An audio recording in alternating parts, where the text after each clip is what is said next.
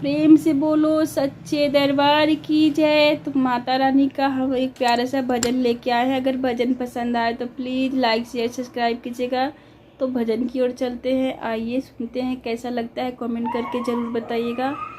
मान दिलवा में मैया उदास लगेली, मान दिलवा में मैया उदास लगेली, उदास लगेली हो उदास लगेली। मान दिलवा में मैया उदास लगेली, मान दिलवा में मैया उदास लगेली, मान दिलवा में मैया उदास लगेली।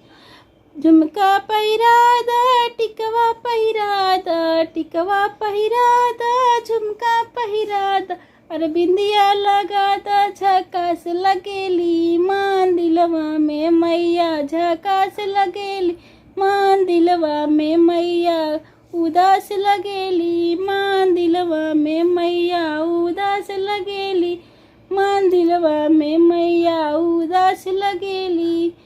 चूड़ी पहिरादा कंगना पहिरादा, चूड़ी पहिरादा कंगना पहिरादा, और मेहंदी लगादा झकास लगेली। मान दिलवा में मैया उदास लगेली, मान दिलवा में मैया उदास लगेली, मान दिलवा में मैया उदास लगेली, मान दिलवा में मैया उदास लगेली।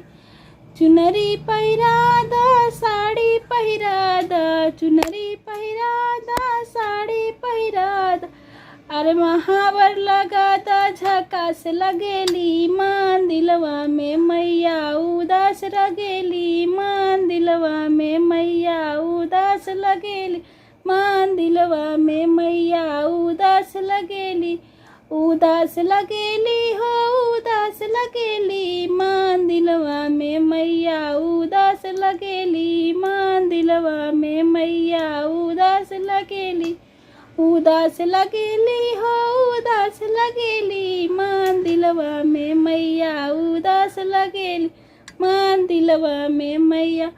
पायल पहिरादा बिछुआ पहिरादा, पायल पहिरादा बिछुआ पहिरादा, महाबर लगादा झकास लगेली। मान दिलवा में मैया उदास लगेली, मान दिलवा में मैया उदास लगेली, उदास लगेली हो उदास लगेली। मान दिलवा में मैया उदास लगेली, मान दिलवा में मैया उदास लगेली, उदास लगेली उदास लगेली। मान दिलवा में मैया उदास लगेली, मान दिलवा में मैया